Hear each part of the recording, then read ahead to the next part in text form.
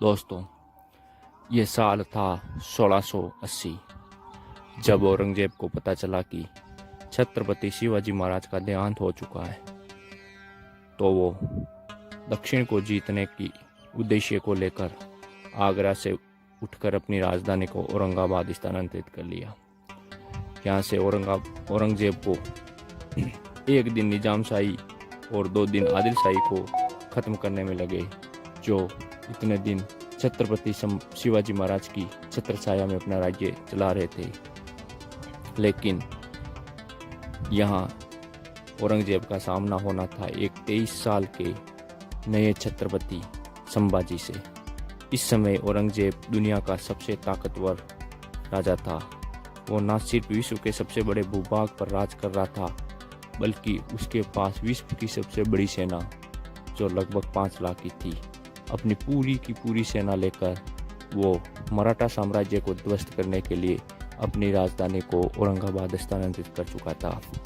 अगले 9 साल में संभाजी ने पुर्तगालियों के खिलाफ 15 युद्ध और मुगलों के खिलाफ 69 युद्ध जीते थे। मराठा साम्राज्य की सीमा जो उसके पिता छोड़कर गए थे, उससे कई गुना अधिक उसने अपने साम्राज्य का विस्तार कर लिया था। गुजरात से लेकर गोवा तक भगवा झंडा लहरा रहा था। साल 1689 में अपने साले की गद्दारी से छत्रपति संभाजी अपने पुत्र व पत्नी सहित तीनों को बंदी बना लिया जाता है। औरंगजेब ने छत्रपति संभाजी को 2 रास्ते दिए। पहला रास्ता यह था कि उसका संपूर्ण मराठा साम्राज्य मुगलों को सौंप दिया जाए और दूसरा इस्लाम को स्वीकार कर लिया जाए। बंधक बने संभाजी का जवाब था, औरंगजेब यदि अपनी बेटी का निकाह मुझसे करवा दे तो भी मैं इस्लाम को कभी स्वीकार नहीं करूँगा। उसके बाद दोस्तों शुरू होता है टॉर्चर का दौर।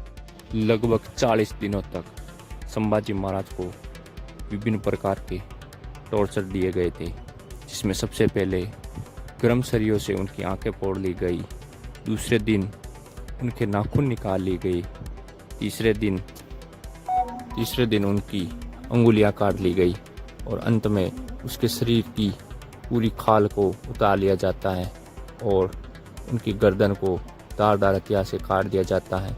इसके पश्चात उनके शरीर के टुकड़े टुकड़े करके कुत्तों को खिला दिया जाता है।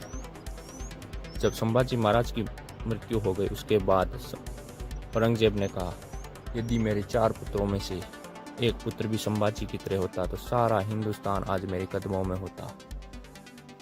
तो वीडियो पसंद आया हो तो चैनल को सब्सक्राइब